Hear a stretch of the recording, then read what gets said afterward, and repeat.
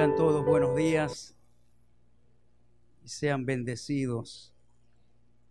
¿Cuántos están agradecidos con el Señor por el milagro de la vida? Hoy estamos vivos, respirando, por su misericordia, por su amor. Él es bueno, Él es grande. Su propósito, su plan se cumplirá en nuestras vidas. Yo quiero que usted cierre sus ojitos en este momento. Y quiero que de su boca salga una palabra de agradecimiento a Dios.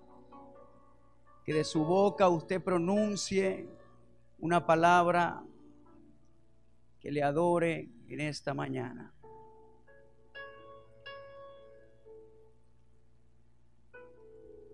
Nadie puede quedarse callado porque el Señor ha hecho algo con todos nosotros. Nadie puede decir no tengo nada por lo cual agradecerle. Porque todos hoy podemos proclamar de nuestra boca y decirle Señor, gracias.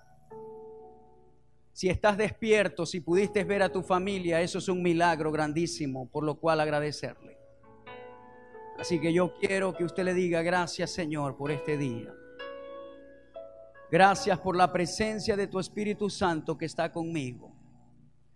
Gracias porque hoy puedo disfrutar de darte lo mejor de mi corazón, de darte lo mejor de mi vida, de darte aún lo mejor de aquello que tú me provees. Dios nos ha dado lo mejor y nosotros queremos darle lo mejor a Él. Oramos en el poderoso nombre de Jesús y le damos gracias a Dios en este día. Amén y amén.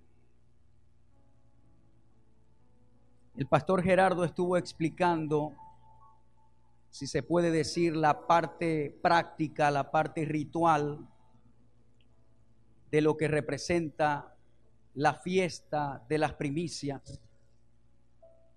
Realmente hoy no estamos celebrando una fiesta, porque la fiesta de las primicias tiene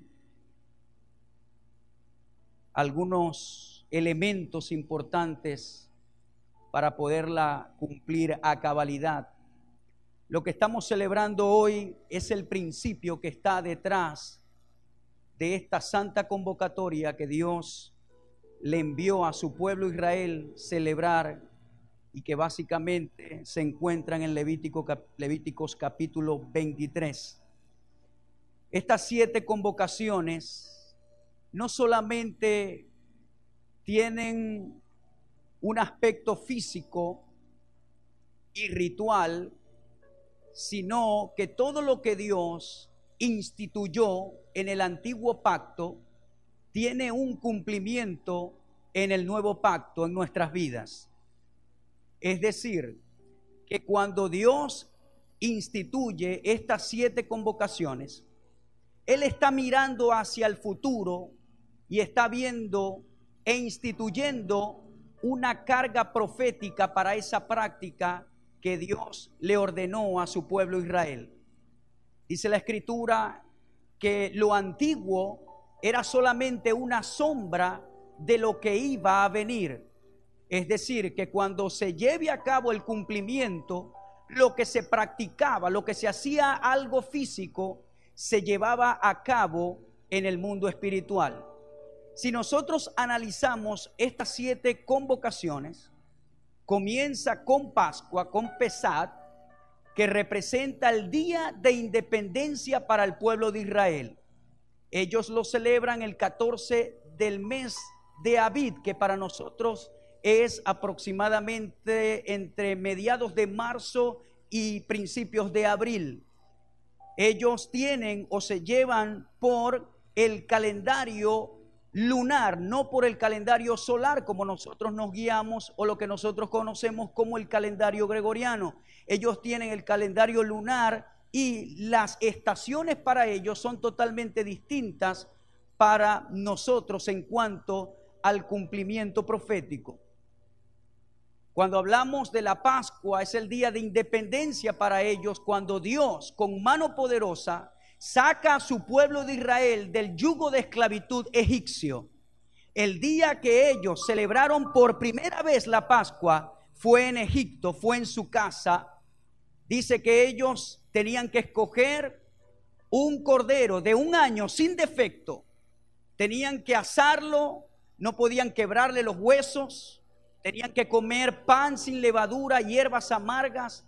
Pero el día que ellos salieron de Egipto lo hicieron totalmente vestidos. Las mujeres salieron con prendas, estaban totalmente como cuando alguien se prepara para ir de viaje o hacer una mudanza. Dios se lo ordenó de esa manera a Moisés, que se lo dijera a Israel. Y cuando ellos salen, dice que el pan no se pudo levantar, por eso es que se le llama pan sin levadura, porque salieron apresurados de Egipto. Para hacer una historia larga, corta, esta primera fiesta representa en su carga profética la independencia que Dios le dio a su pueblo Israel. El cumplimiento profético de esta palabra está ligado directamente con el sacrificio de nuestro Señor Jesucristo en la cruz del Calvario. Y el día que usted confesó a Cristo como Salvador, ese día se marcó en el mundo espiritual como el día de su independencia. Dios, a través de Jesús, nos ha libertado del pecado. Hoy podemos proclamar que somos libres no del yugo de esclavitud egipcio, sino del yugo de esclavitud de las tinieblas. Por eso es que tú no puedes vivir atado, no puedes darte el lujo de vivir atada, porque Jesús ya murió en la cruz. Dice el libro de los Hebreos que ya no hay otro sacrificio que se tenga que hacer. Dice la carta de los Hebreos. Pero como usted puede notar, hubo una práctica que todavía se lleva a cabo en el pueblo de Israel, pero tiene un cumplimiento profético en el sacrificio de Jesús. Ya para salirme de este punto, sepa que Jesús murió el mismo día que se celebraba la Pascua en Israel. Murió a la misma hora que el cordero era sacrificado, es decir, de 3 a 6 de la tarde aproximadamente. Jesús murió en la cruz del Calvario. El romano a cargo le dijo a los soldados: vayan y quiébrenle las piernas a los reos. Pero cuando llegó a Jesús, decidió no quebrarle ningún hueso, no conociendo el soldado romano que no fue porque a él se le ocurrió no quebrárselo, sino porque había una palabra profética que a Jesús no se le podían quebrar los huesos. Al cordero pascual, uno de los requisitos que habían era que no podía quebrársele hueso alguno. Tenía que ser sin defecto. Jesús nació de mujer, pero no nació por contacto sexual, nació por obra y gracia del Espíritu Santo. Es decir, no estaba contaminada su sangre por el pecado que había entrado en la humanidad, por el pecado original de Adán y Eva. Era perfecto para morir en la cruz por todos nosotros. Todo se cumplió cabalmente, detalladamente, en el día exacto, en el momento exacto. Jesús nos dio libertad del reino de las tinieblas, de la maldición, del pecado, de la muerte. Él nos ha redimido.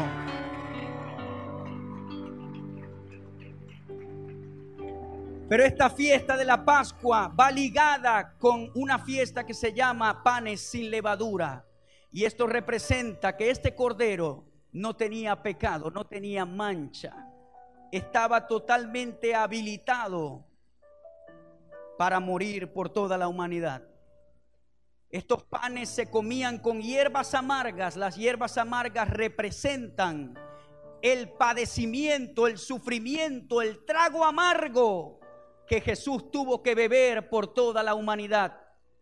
Las hierbas amargas representan la oración de Jesús en Getsemaní, cuando él dijo: Señor, si es posible que yo no tome esta copa. ¿De qué copa estaba hablando? De la copa del sufrimiento. Las hierbas amargas representan la cruz que el Señor tomó en sus hombros pensando en toda la humanidad.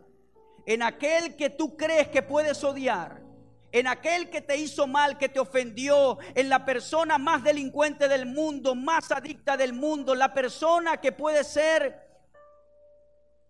considerada la más pecadora y que hay que culparla, por esa persona Jesús comió las hierbas amargas, padeció para ir a la cruz. Él murió por todos nosotros. Su amor tú nunca lo vas a comprender. Nadie en esta tierra podrá comprender el amor de Jesús con su vida, excepto cuando estemos cara a cara con Él. Allí vamos a comprender a plenitud cuál fue el corazón de nuestro Señor cuando decidió sufrir por nosotros. Lo he dicho en varias predicaciones y lo vuelvo a decir hoy. ¿Por qué si el Padre le dio un cuerpo glorificado al Señor, no se lo dio sin las marcas en las manos y en los pies de los clavos? Y yo estoy seguro que es porque esas marcas por la eternidad recordarán el amor, el padecimiento, el plan de redención ejecutado y el corazón de nuestro Señor para disponerse a sufrir por toda la humanidad. Suena muy bonito hablar de esto porque está en la Biblia y tiene que ver con el Señor Jesús. Pero cuando usted tiene que sacrificarse por otro, casi nadie quiere hacer eso. Nadie es capaz de dar a su hijo, aquel que amas, aquel que provees todos los días, para que otro sea beneficiado. Si alguien te llega y te dice: yo quiero que tú cambies la culpabilidad de tu hijo para que mi hijo no vaya a prisión, usted le dice: Mikiti. Pero cuando hablamos de la Biblia y lo aplicamos a Jesús, lo escuchamos normal. Pero en realidad eso fue lo que hizo nuestro Señor Jesucristo. Él fue nuestro sustituto. Estábamos separados del Padre. El pecado nos había separado. Pero Él pagó el costo, Él pagó el precio. Eso es lo que significa la palabra redentor. Un redentor era un hermano mayor o el padre de una familia con un poder adquisitivo que podía sacar de problemas a otro familiar cuando éste se metía en problemas, y el redentor iba, hablaba con el ofendido, pagaba el precio, lo libertaba de la deuda, y por supuesto ellos se arreglaban entre familia. Él fue nuestro redentor. Él dijo: yo voy, yo pago el precio. Yo amo mucho a esta humanidad, porque de tal manera amó Dios al mundo que envió a su Hijo unigénito para que todo aquel que en Él crea no se pierda, mas tenga vida eterna. Allí estamos nosotros. Y allí saltamos a lo que se llama la tercera convocación, que es Yom Bikurim, que es la convocatoria de las primicias. Jesús resucitó según el calendario hebreo al tercer día después de la muerte o de la celebración de la Pascua, después de la muerte del Cordero. Si fue un 14, Jesús resucitó un 17 de Aviv. Es decir, que cuando el Señor resucita, resucita el mismo día que el pueblo de Israel comenzaba a celebrar la fiesta de las primicias. Todo se cumplió exactamente a la hora exacta. Él resucitó, y dice la Escritura que Él resucitó como primogénito en algunas áreas. Jesús es el primogénito de su madre María. Jesús es el primogénito de Dios Padre. Jesús es el primogénito de toda la creación. Jesús es el primogénito de entre los muertos.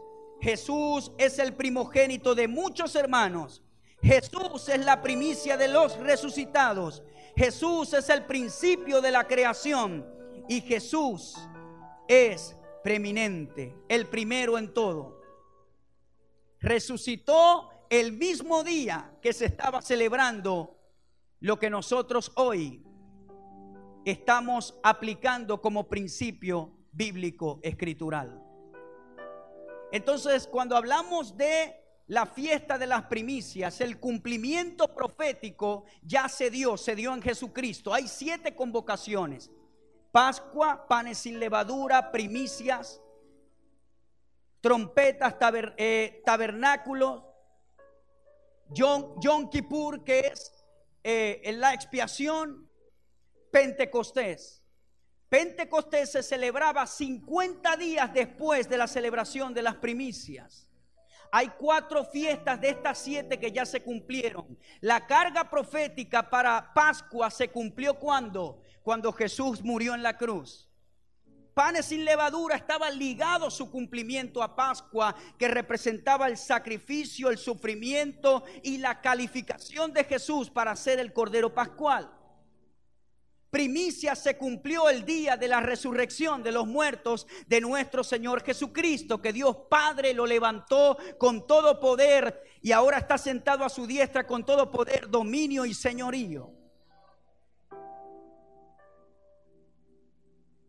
Luego, 50 días después, ¿qué le dijo Jesús resucitado a sus discípulos? ¿Quién me dice? Vayan y esperen, no vayan a predicar, no salgan, no hagan nada. Vayan al aposento alto y esperen la promesa del Padre. Le tengo una noticia en esta mañana. Gloria a Dios. El advenimiento del Espíritu Santo sobre los 120 en el aposento alto se cumplió en el mismo día que se estaba celebrando Pentecostés en Jerusalén.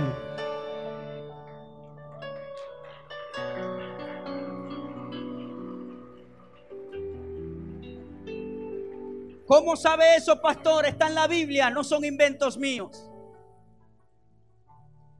Habían judíos de todas las naciones juntos con los que vivían en Jerusalén.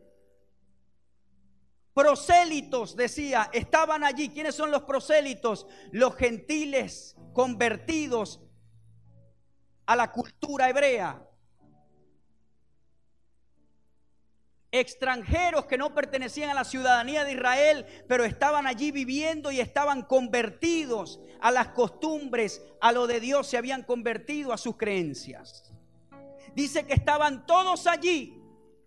Y cuando vino el Espíritu Santo sobre el aposento alto, comenzaron a hablar otras lenguas y la gente, o muchos, creían que ellos estaban ebrios.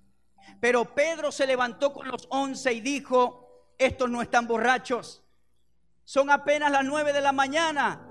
Esto es lo que el profeta Joel dijo: en los postreros días derramaré de mi espíritu sobre toda carne. Los jóvenes verán visiones, los ancianos soñarán sueños. Sobre mis siervos y sobre mis siervas derramaré de mi espíritu santo. Y eso es lo que estamos disfrutando hoy. ¿Cuántos hoy disfrutan desde esa primera vez allá en Pentecostés? De allí en adelante el Espíritu Santo ahora guía a sus hijos. Jesús dijo: yo me tengo que ir, porque si yo no me voy, no puede venir el Espíritu Santo, porque Él los guiará a toda verdad. Él será su maestro, Él será su amigo fiel, su consejero. ¿Cuántos tienen al Espíritu Santo como consejero, como amigo fiel, como su guía, como su maestro? Mejor que cuando dice amén sepa lo que está diciendo, porque estamos viviendo en la estación del Espíritu Santo. Cuando se cumplió Pascua, panes sin levadura y Yom Bikurim, Jesús estaba en escena, pero ahora en escena está nuestro Dios Espíritu Santo. Yo quiero que usted como creyente le pida dirección. Yo quiero que usted como creyente hable con Él. Yo quiero que le considere. Dice la Escritura, Pablo hablando: no contristéis al Espíritu Santo de Dios. Ustedes fueron sellados con el Espíritu. Yo no quiero que usted sea un cristiano, un hijo de Dios religioso, que viene a la iglesia pero no está consciente de la presencia, del derramamiento del Espíritu, de la guianza del Espíritu Santo. Esta es la generación del Espíritu Santo. A ver, yo quiero que usted despierte en esta mañana y usted se convierta en una persona que ama al Espíritu Santo.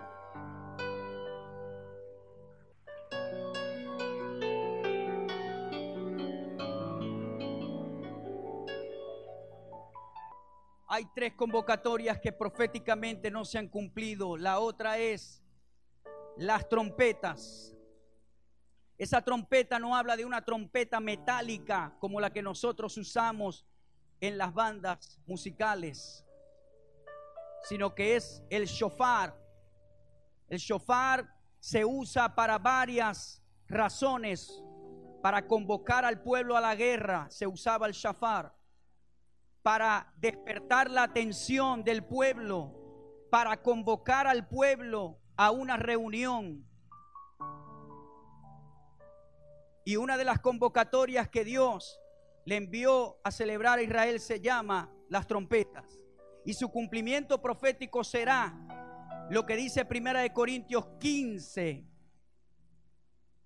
En un abrir, en un cerrar de ojos, a la final trompeta, los muertos en Cristo resucitarán primero. Y aquellos que viven, aquellos que hayan quedado, serán arrebatados juntamente con ellos. Y recibirán al Señor en las nubes. Y entonces estaremos siempre con el Señor.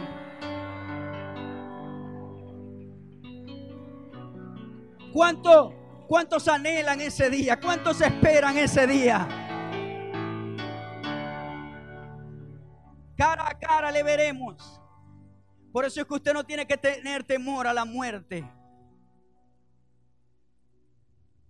Porque nada lo puede vencer. Y por eso es que Pablo dijo: de Cristo no me puede separar nadie, ni la vida, ni la muerte, ni principados, ni ángeles, ni potestades, ni lo alto, ni lo profundo. Nada me podrá separar del amor de Dios que es en Cristo Jesús. Yo mudo mi tienda cuando tengo que partir de esta tierra. Es difícil para la familia, pero la familia tiene que saber que cuando este servidor se vaya, estaré con mi Señor, estaré con Él. Amén. Y después yo lo veré a usted más adelante. El bus se lleva en diferentes estaciones a las personas, y si no, ojalá que seamos protagonistas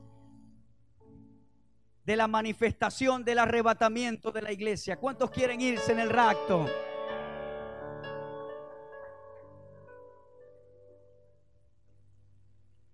Allí se cumplirá esta convocación. Luego tenemos el cumplimiento de Yom Kippur, que es el día de expiación, pero Yom Kippur habla también de juicio. Allí es cuando Dios derramará las copas de ira sobre este mundo. El juicio de Dios caerá sobre esta tierra.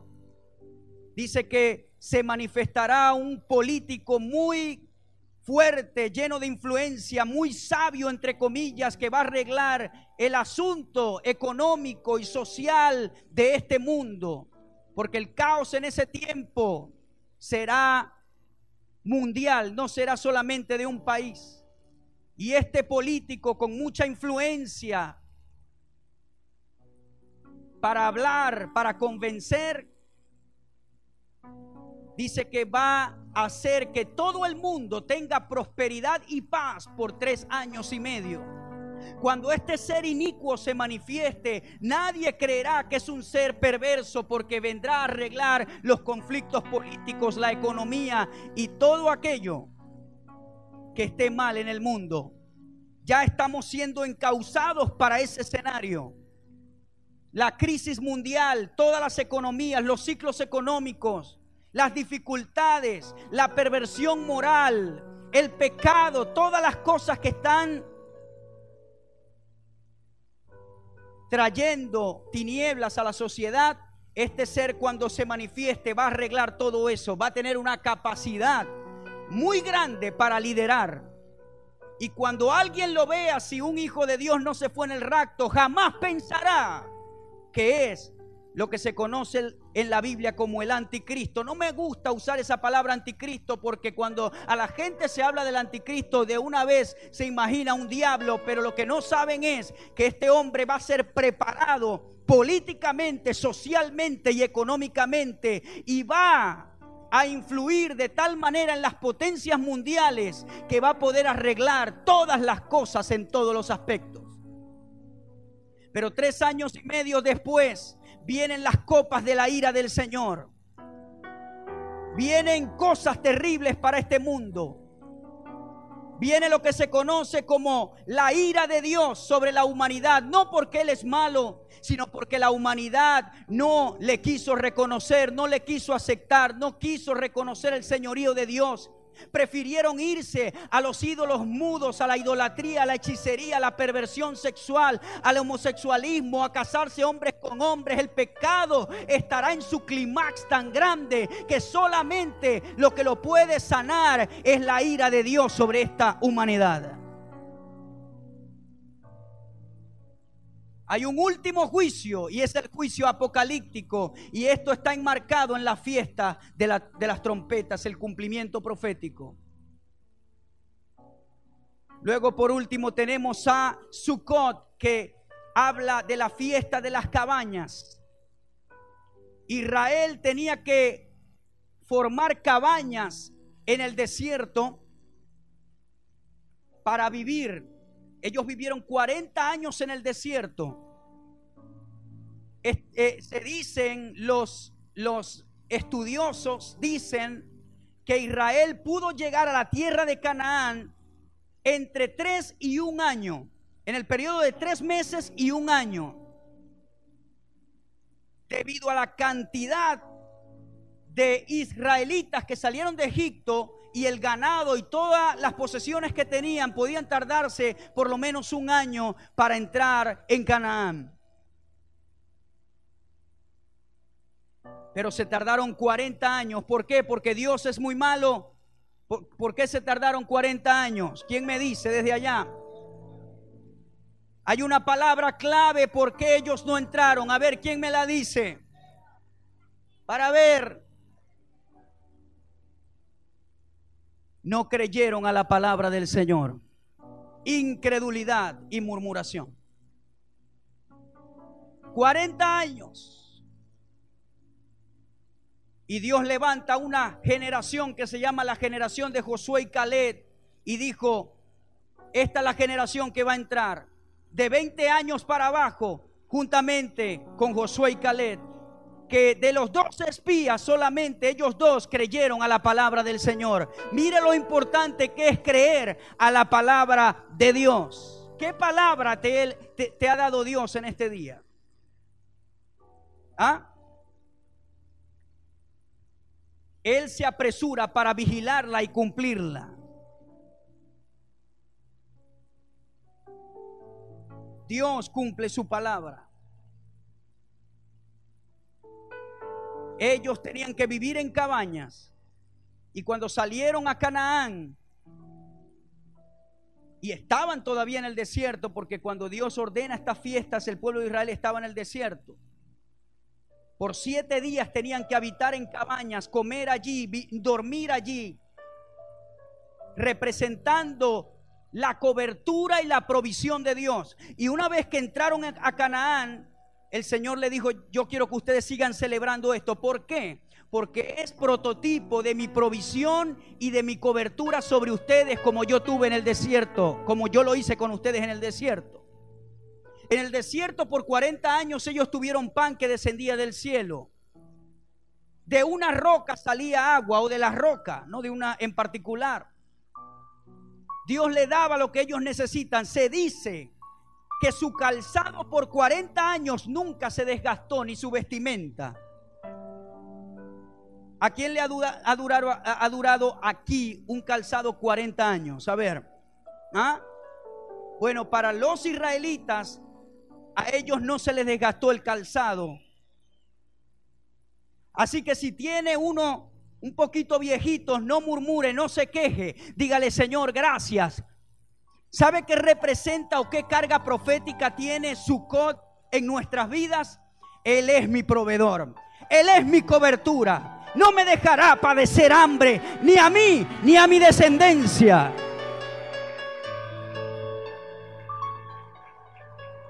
¿Por qué Josué y Caleb entraron? Porque ellos creyeron la palabra del Señor. ¿Qué te falta en este día? Él es el Dios de tu provisión. ¿Qué te falta en este día? Ahora haga una diferencia entre necesidad y deseo. Dios cumple, dice la Biblia, los deseos de nuestro corazón. Pero Él no cumple los caprichos de nuestro corazón todo el tiempo, porque Él sabe lo que nos conviene. Entonces hay que ubicarse en lo que es la provisión de Dios. Para salirme de esta parte y decir algo más, quiero decirte que se cumple en nosotros el espíritu de esta palabra. Si Dios en el desierto por 40 años sostuvo a un pueblo rebelde, incrédulo, que murmuraba y se quejaba, pero el amor de Dios fue más fuerte que eso, cuanto más a sus hijos que todos los días le agradecen y levantan sus manos y dicen: Señor, tú eres mi Dios. Tendré pan en mi mesa, tendré harina, tendré lo que necesito, tendré el dinero, porque tú suplirás todas mis necesidades conforme a tus riquezas en gloria en Cristo Jesús. Amén.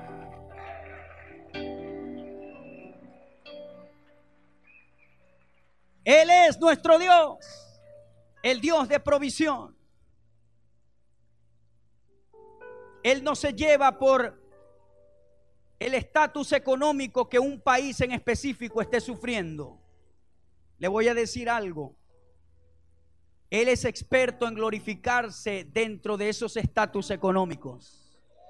Si usted me pregunta a mí, Él me ha bendecido en el momento más difícil, humanamente hablando.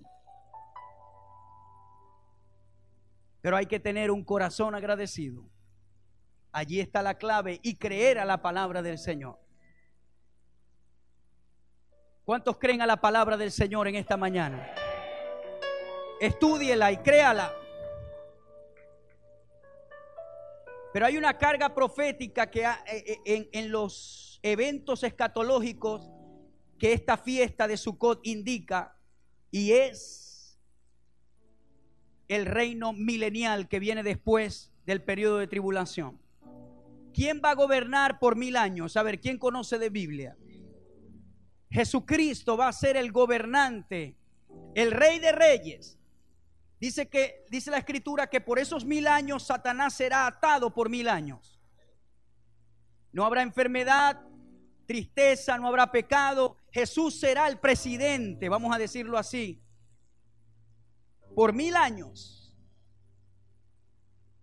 Él se sentará en el trono del templo de Jerusalén. Pero antes de sentarse allí, cuando el inicuo esté planificando juntar sus tropas contra Israel para invadirlo y matarlos a todos, entonces aparecerá desde el cielo el Hijo de Dios en un caballo blanco, que dice Rey de Reyes y Señor de Señores en sus lomos, que viene con gente de a caballo para librar a su pueblo Israel y establecer el Sucot, el reino milenial, y habrá bendición durante 1000 años.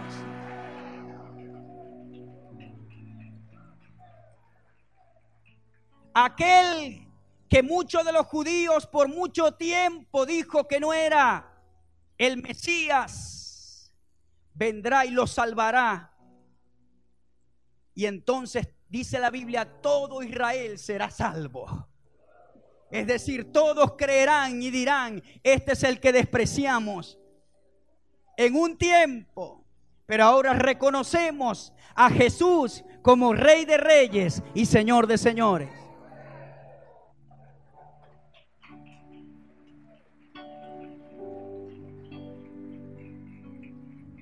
Muchas naciones están en contra de Israel y creen que Israel se está haciendo indefenso, y están equivocados. Si usted estudia bien la Biblia, el futuro del pueblo de Israel es un futuro totalmente brillante.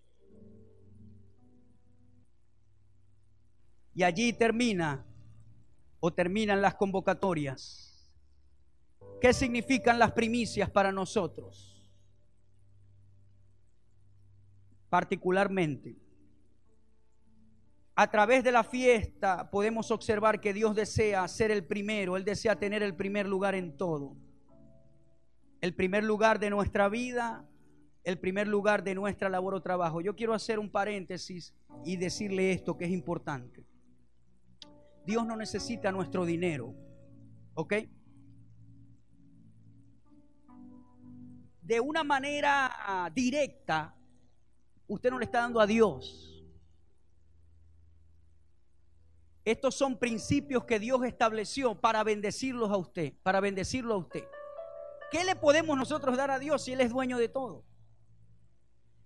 A veces hay predicadores que quieren tomar una ofrenda y hablan 30 minutos y dicen, dele a Dios, como si Dios estuviera en el cielo quebrado porque necesita su ofrenda. Por eso es que usted nunca nos ve a nosotros aquí, ¿no? Casi todo lo hacemos con lo que usted da tranquilamente los domingos. Si necesitaríamos algo extraordinario, se lo notificamos, pero no con una vara para que usted lo haga. Dios ama al dador alegre. Dios es el dueño de todo. Pero Él ha establecido principios para Él bendecirnos a nosotros.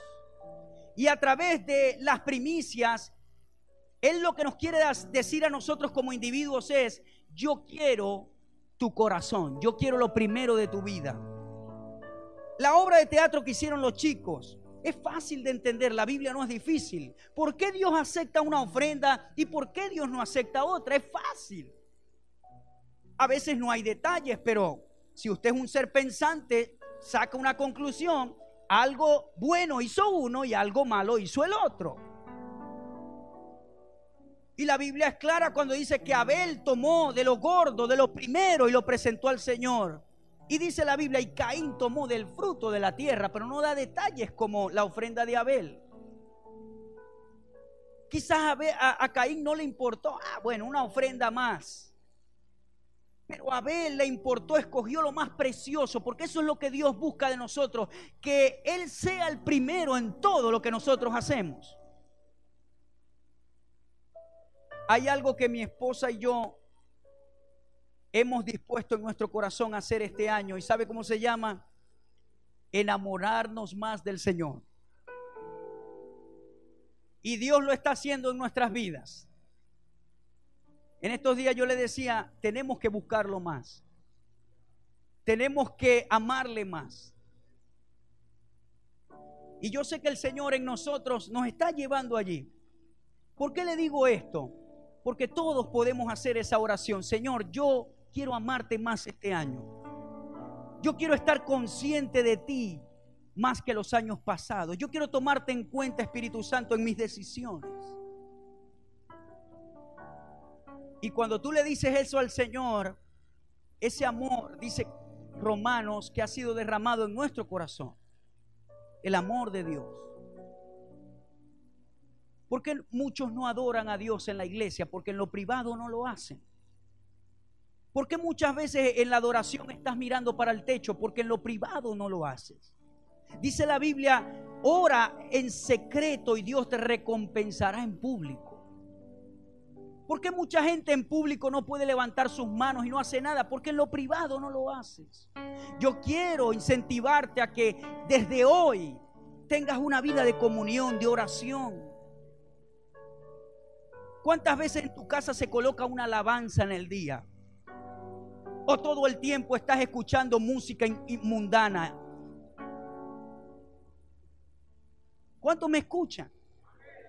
Si usted me quiere llamar religioso, extremista, ese es problema suyo, pero yo tengo la responsabilidad de hacerle un mejor hijo de Dios. Amén.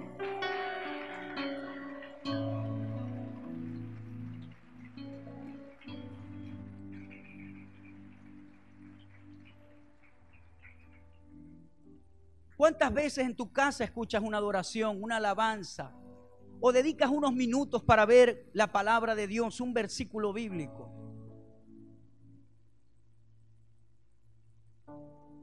Eso es así. Nosotros en la casa tenemos un juego que se llama Reto Bíblico. Y en estos días lo estábamos jugando.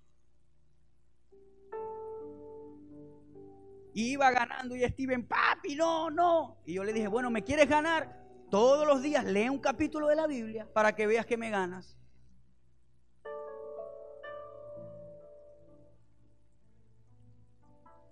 Pero si nosotros jugamos reto bíblico, a ver, ¿por dónde pasa usted los cuadritos? ¿Llega lejito aunque sea o queda en el primero?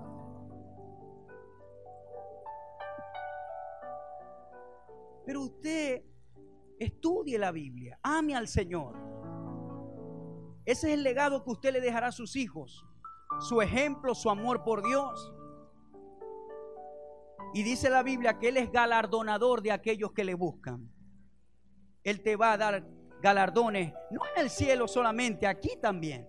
Porque los que buscan en el Señor, los que esperan en el Señor, tendrán nuevas fuerzas. Levantarán alas como el águila. Correrán y no se cansarán. Caminarán y no se fatigarán. Esa es una promesa para aquellos que le buscan.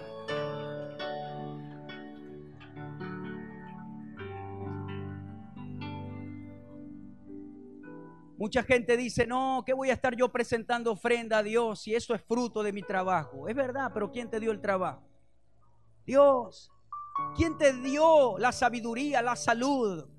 ¿Quién te da las conexiones divinas? ¿Quién te abre camino? Es nuestro Dios. Y de lo que Él nos da, nosotros lo presentamos a Él.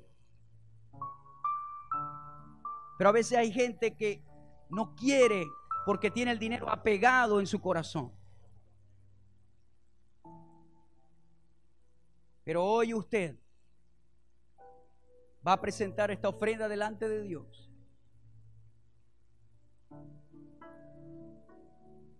Él lo ha establecido de esa manera. ¿Para qué se necesita el dinero? Para la obra de Dios. Hay una tribu de las 12 tribus que no participó de la herencia dada por Israel, por el patriarca Israel, que fue la tribu de Leví, porque ellos tenían que vivir exclusivamente de los diezmos y las ofrendas del pueblo, pero ellos no participaron de herencia en cuanto a territorio. La obra de Dios es sostenida por el pueblo de Dios. Amén, hermano. Si usted cree en la visión de esta iglesia, usted apoya financieramente a esta iglesia.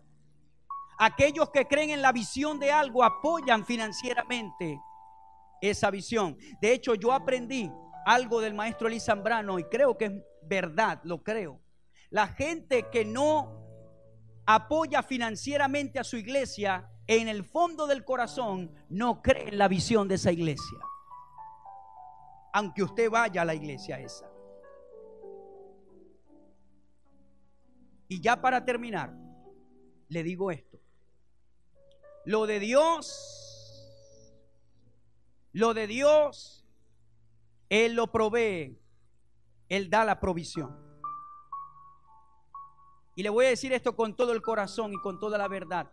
Si todos ustedes hoy dicen, yo no voy a darle nada a Dios, no voy a diezmar, no voy a ofrendar,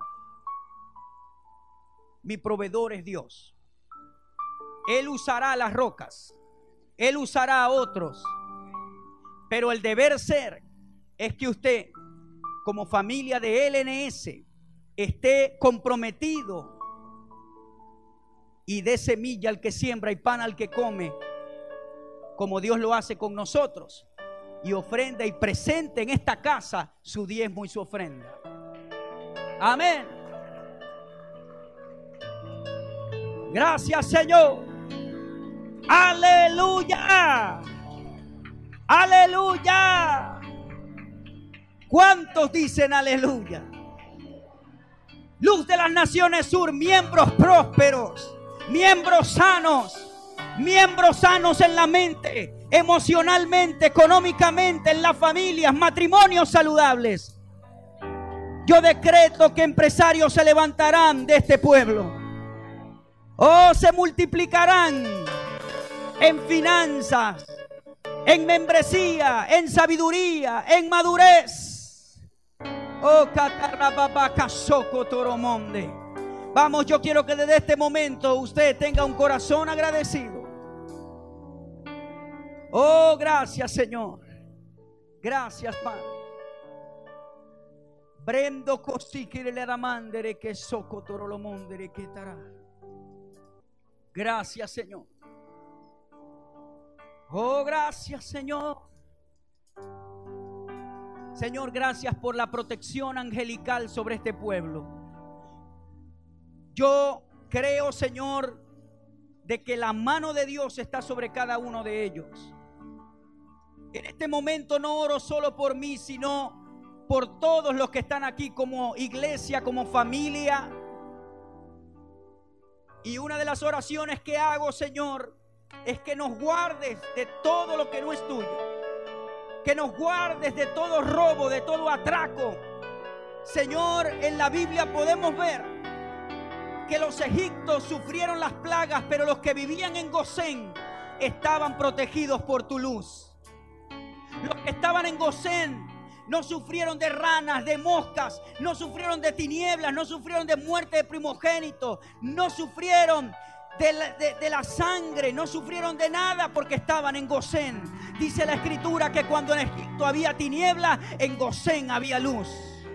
Señor, nosotros nos posicionamos en Gosén en esta mañana, porque estamos en el reino de la luz, en el reino de nuestro amado Señor Jesucristo. Dice la Biblia que tú nos trasladaste del reino de las tinieblas al reino de tu amado Hijo Jesús. Y toda planificación del diablo en contra de alguno que está acá, toda planificación de muerte prematura, toda planificación de enfermedad, de cáncer, de tumores, de enfermedades terminales, de enfermedades virales, de bacterias. Oh Padre, estamos en Gosén, estamos en la Gosén espiritual. No nos tocan las tinieblas. Mi pacto es el pacto de Dios. Mi pacto es con mi Señor. Yo tengo a un hermano mayor que se llama Jesucristo, que camina delante de mí como poderoso gigante. Tú no nos diste espíritu de temor, sino de poder, de amor y de dominio propio.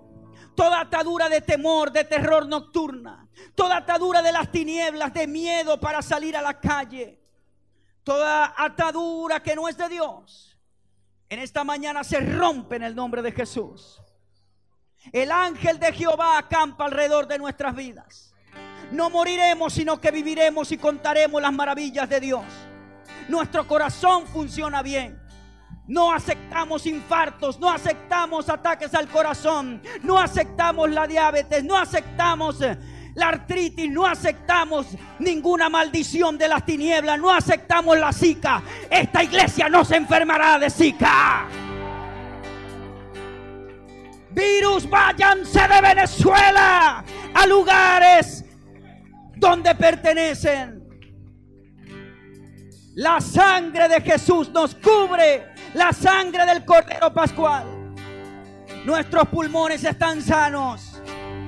Oh, nuestros huesos, nuestra piel.